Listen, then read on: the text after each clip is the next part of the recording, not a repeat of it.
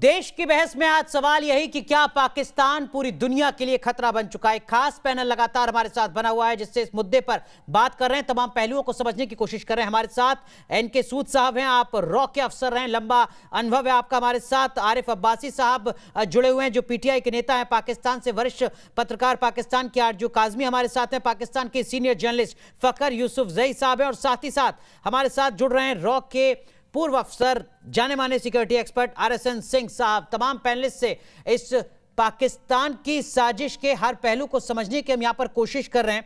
लेकिन RSN सिंह साहब, चूंकि आपने दाऊद इब्राहिम के पूरे नेटवर्क को बहुत लंबे वक्त तक कवर किया है, करीब से देखा है सर, इस पूरी साजिश में दाऊद के कनेक्शन के इस एंगल को किस तरीके से आप आंकते हैं, कितना बड़ा खतरा?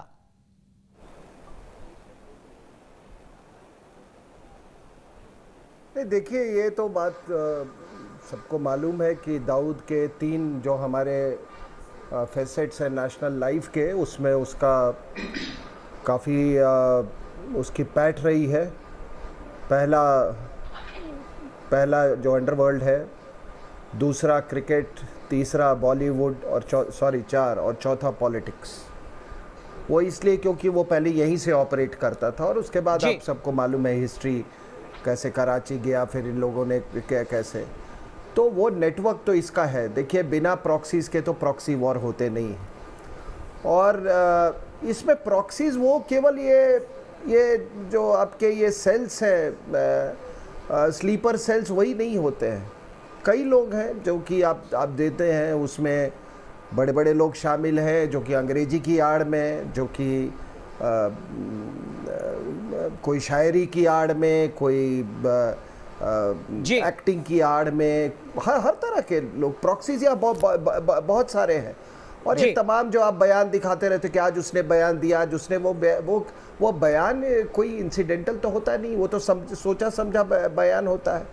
और आपने देखा होगा कि जब से तालिबान का वहाँ पर स्थापित हुआ है, अभी कितना निर्णायक रूप से स्थापित हुआ है वो तो समय बताएगा, लेकिन हम देख रहे हैं कि पूरी जो ग्लोबल जिहाद की जो इन्वायरमेंट में, उसमें एक उछाल जरूर आया है। तो उसी का ये नतीजा है। आपको ये चलेगा अभी, ठीक है, ये कुछ समय तक ये चलेगा क्योंकि तालिबान भारत अब पे अफगानिस्तान पर काबिज हो चुका है। जी कहिए RSN साहब, कुछ कह रहे हैं आप? नहीं, इसलिए जस्ट 20 सेकेंड्स। देखिए, अमेरिकन्स ने तो तालिबान के साथ इन्होंने वो कर लिया है कि भैया हमारे सॉइल पे नहीं करोगे, और ये जानते हैं कि अगर इन्होंने यूज़ किया उस सॉइल पे, अगर कुछ गड़बड़ किया तो अब इस बार ये नशा-भूत हो जाएंगे जी, ठीक है। दूसरी बात, ये चाइना को कुछ कर नहीं सकते। ये भाई साहब जो यहाँ से उठ के चले गए पाकिस्तान के, इनको कुरान और इसकी इतनी ये है। आपको मालूम है कि चाइना में उन्होंने अरबिक में कुरान को पढ़ाना बंद कर दिया। उन्होंने कहा चाइनीज़ में पढ़ाओगे, ये एक शब्द नहीं बोलेगा, ये एक शब्द नहीं बोलेंगे उस पे, और तो उन पे होगा खतरा। केवल 2 देशों को अभी है, वो है ईरान और हिंदुस्तान, ठीक है। तो इसीलिए मैं कह रहा हूँ ये चलेगा। लेकिन बहुत सारे अगर आप पूरा जियो पॉलिटिक्स के लिए भी है, तालिबान को भी अंडर एस्टिमेट करने की भूल कर रहा है पाकिस्तान शायद। शिवांगी प्रसाद एक दर्शक जी, शिवांगी कहिए अपनी बात। सर, जैसे यूं तो भारत कई चुनौतियों से अभी लड़कर उभरते हुए आगे बढ़ रहा है, किंतु कोरोना की जो अभी 2 बड़ी लहरों के बाद भारत के सामने एक और बड़ी जैसे चुनौती आई है, तालिबान का अफगानिस्तान पे कब्जा करना, ठीक है। उसके बाद सबसे बड़ी चुनौती है कि चीन, तालिबान और पाकिस्तान जो तीनों के तीनों भारत को पूर्ण रूप से आतंकवाद के माध्यम से और अन्य व्यापारों से, अन्य अवैध कार्यों से, अन्य अवैध चीजों से गिराने और भारत की अर्थव्यवस्था को गिराने का कार्य कर रहे हैं। उसका महत्वपूर्ण बिंदु एक निकल कर यही सामने आता है, जैसे कि जो डी कंपनी उभरकर जैसे सामने आई है टेरर मॉड्यूल के रूप में। और हमें समझना होगा कि चीन, तालिबान और पाकिस्तान, ये तीनों भारत से अभी तक अलग अलग रूप में भारत के खिलाफ कार्य कर रहे हैं। यदि डी कंपनी इनके साथ जैसे काम कर रही है, और हमें समझ भी आ रहा है कि ठीक है, आप करें कि जो ये पूरा नेटवर्क है, इस नेटवर्क को समझना होगा, इस नेटवर्क से कैसे लड़ा जाए, इस नेटवर्क को कैसे तोड़ा जाए, इस मोर्चे पर काम करना होगा। बहुत बहुत शुक्रिया शिवांगी, बेहद अहम बात आप यहां पर कह रही हैं। लेकिन मेरा सवाल फखर यूसुफजई आपसे, क्या आप इस बात को मानते हैं कि टेररिज्म के मोर्चे पर पाकिस्तान के सामने एक बड़ा सवाल है? सवाल क्रेडिबिलिटी पर है, साख पर सवाल है, भरोसे का संकट है, ट्रस्ट डेफिसिट है पूरी दुनिया में।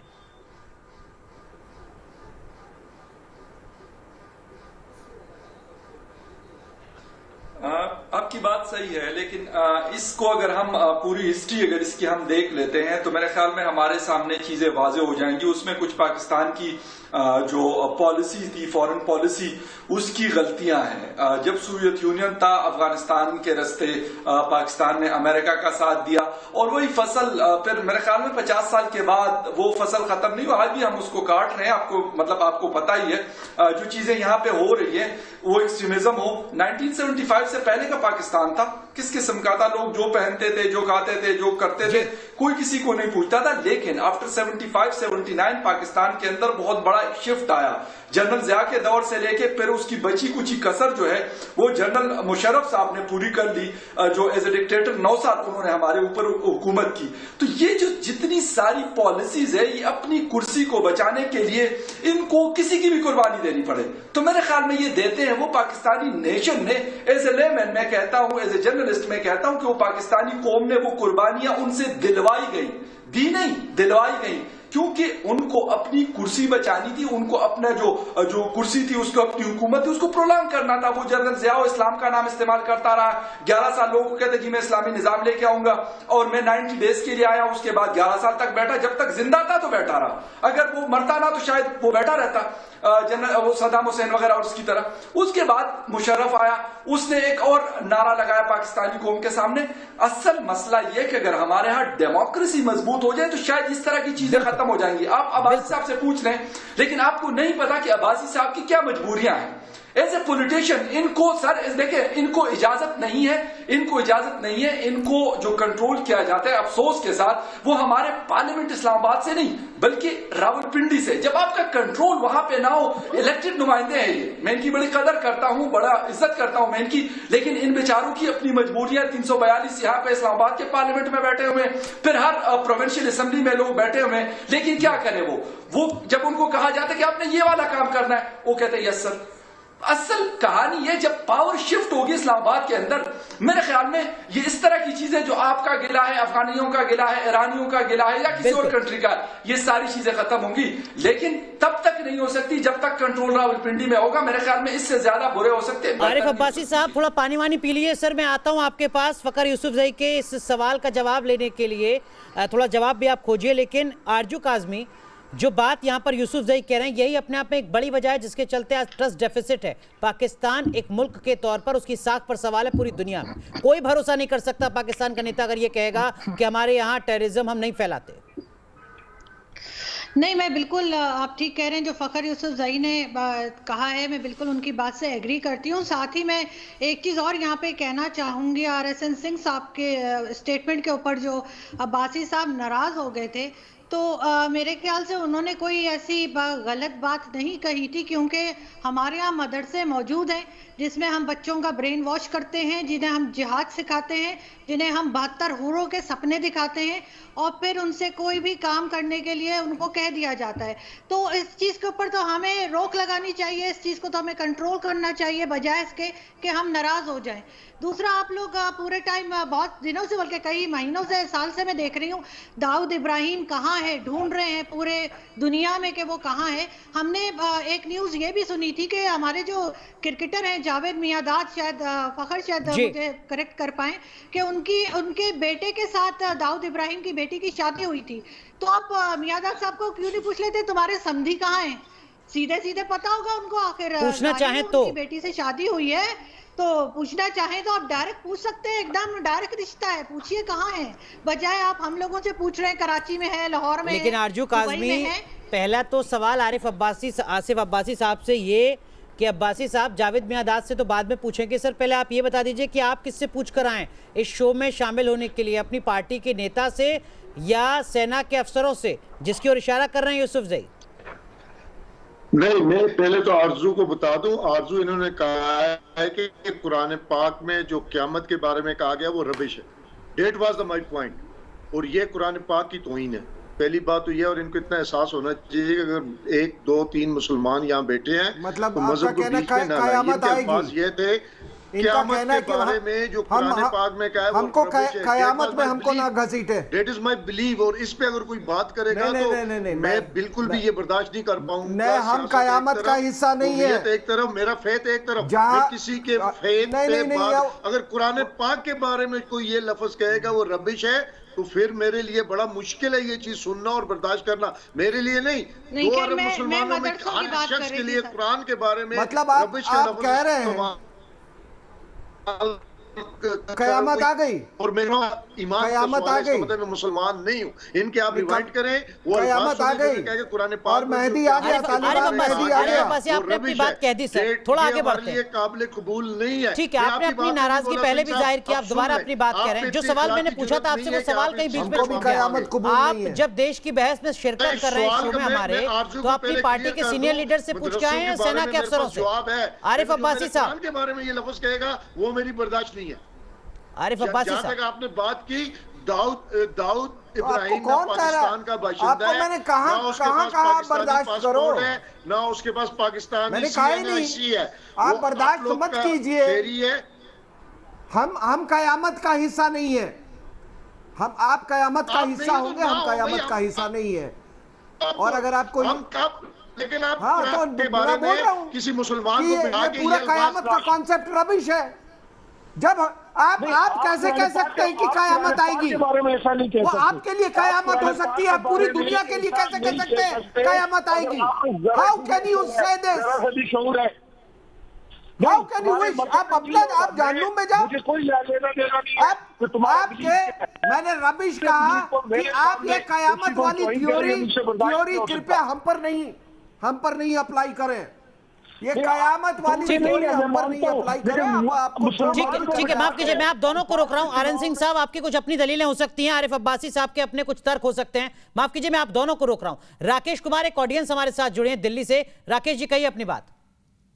जी देखिए, जिस तरीके से कल ही अमेरिका की संसद में वहां के एक मंत्री ने कहा कि किस तरीके से पाकिस्तान के रिश्ते के बारे में हमें सोचना पड़ेगा, क्योंकि कहीं ना कहीं वो दोगलापन कर रहा है, तालिबान का अंदरूनी तौर पे साथ भी दे रहा है। और तालिबान सभी को पता है कि किस तरीके से उसकी मदद की गई ताकि वो वहां पर किसी तरीके से अपना कब्जा और भी जगह पर काबिज कर सके। और जो पाकिस्तान और जो तालिबान है, उसका जो डी कंपनी के साथ जो कॉन्ट्रैक्ट निकल कर आया है, तो डी कंपनी के जो छोटा सा एक प्यादा है उनका, और वो खुद पाकिस्तान के अंदर ही है। कई बार हमारी एजेंसीज ने उनको सूचना भी दी कि क्या क्या उनके सबूत हैं, लेकिन आज तक उसने अंतरराष्ट्रीय पटल पर हमेशा खामोशी साध के रखी है। तो ये स्पष्ट है कि ठीक है। अहम बात राकेश जी आप यहां पर कह रहे हैं, वो चिंता जिससे हर भारतीय ताल्लुक रखता है। एनके सूद सर, यहां पर दाऊद इब्राहिम के कनेक्शन का जिक्र हो रहा है। सर, आप किस तरीके से देखते हैं इस चुनौती को? साथ ही साथ मैं ये भी समझना चाहूंगा आपसे, जिसका जिक्र पाकिस्तान के जर्नलिस्ट यूसुफ जई ने कहा कि देखिए, पाकिस्तान के हुक्मरानों की मजबूरी है, वहां डेमोक्रेसी नहीं, वहां पर सेना का रूल है, और इसके चलते टेररिज्म का मुद्दा लगातार पाकिस्तान उठाता रहेगा। देखिए, एक्चुअली क्या है कि पहली बात तो जहां तक दाऊद इब्राहिम की बात करें, और जैसे लोग बात कर रहे हैं, रॉ के पास पूरी इंफॉर्मेशन है कि दाऊद इब्राहिम कहाँ है। रॉ अगर चाहे तो उसको आज पकड़ के निकाल सकती है वहाँ से। और जहाँ तक रॉ की बात करते हैं, रॉ ने पाकिस्तान को इसके सबूत दिए हैं, उसकी लोकेशन के सबूत, मतलब जावेद मियादाद से पूछने की जरूरत नहीं है। लेकिन इंडिया का अभी तक एक रवैया है कि देखिए, जब जावेद मियादाद की जब लड़के की जब शादी हुई थी दाऊद के साथ, तो वो हुई थी आपके दुबई में। उस टाइम पे एक उस पर अटेम्प्ट करने की कोशिश की गई थी। उनको पता था कि दाऊद आएगा वहाँ पे, और लेकिन उस टाइम पे गवर्नमेंट हमारी दूसरे टाइप की थी, यानी कि जब वहाँ पे आपके जो हमारे NSA हैं, उन्होंने प्लान की थी कि दाऊद को एलिमिनेट कराने की, लेकिन उस टाइम पे यहाँ पे उनको रोक दिया गया और वो एक काम नहीं कर पाए। उस टाइम पे हमारी एक पॉलिसी डिफरेंट थी, लेकिन आज की हमारी पॉलिसी है, अगर हो सकता है कि इंडियन गवर्नमेंट इस चीज़ पे, अगर दाऊद के बारे में जैसे उसकी इन्वॉल्वमेंट हुई है, तो इंडियन गवर्नमेंट अब वेट नहीं करेगी कि दाऊद को लोकेट किया जाए। इंडियन गवर्नमेंट उस पर सीधा एक्शन करेगी। जैसे मैंने पहले भी कहा कि जो हमारा मेन एक्शन है, हम इस टाइम पे पुलवामा की वेट नहीं करेंगे, हम करेंगे इस टाइम पे बालाकोट। और जहां मैं बड़ा, लेकिन मुझे बड़ा अच्छा लगता है जैसे कुछ पाकिस्तान के जो जर्नलिस्ट हैं ये थोड़ी सी पॉजिटिव बात करते हैं। जहां तक दाऊद के अंदर के इन्वॉल्वमेंट की बात है, ये कोई बहुत बड़ा थ्रेट नहीं है दाऊद से, दाऊद नहीं तो दूसरा आ जाएगा। लेकिन दाऊद के जो 1993 के बम ब्लास्ट हुआ था उसके अंदर पॉलिटिशियन से और कुछ पुलिस के लोगों से उसके लिंक थे, लेकिन उसके सब कुछ बाहर भी आ गया था। एनएल वोरा कमेटी की रिपोर्ट आई थी 1995 में, लेकिन उसको दबा दिया गया। रिपोर्ट सामने आई, लेकिन किसके नाम है वो गवर्नमेंट के पास है। मैं सोचता हूं गवर्नमेंट की ठीक है, लेकिन आप कह रहे हैं कि अब स्थितियां बदल चुकी हैं। इस बात को सिर्फ दाऊद इब्राहिम को ही नहीं बल्कि पाकिस्तान के तमाम हुक्मरानों को भी सोचना समझना चाहिए अपने किसी भी आतंकी को भारत भेजने से पहले 100 बार। आज जो सवाल हमने पूछा था उस सवाल का जवाब आपकी स्क्रीन पर 98% लोगों को लगता है पाकिस्तान दुनिया के लिए सबसे बड़ा खतरा बना हुआ है। बहुत बहुत शुक्रिया आप सभी पैनलिस्ट का देश की बहस में जुड़ने के लिए। यहां रुक रहे हैं छोटे से ब्रेक के लिए, लेकिन आप सब बने रहिए न्यूज नेशन के साथ क्योंकि खबरों का सिलसिला यहां कभी नहीं थमता।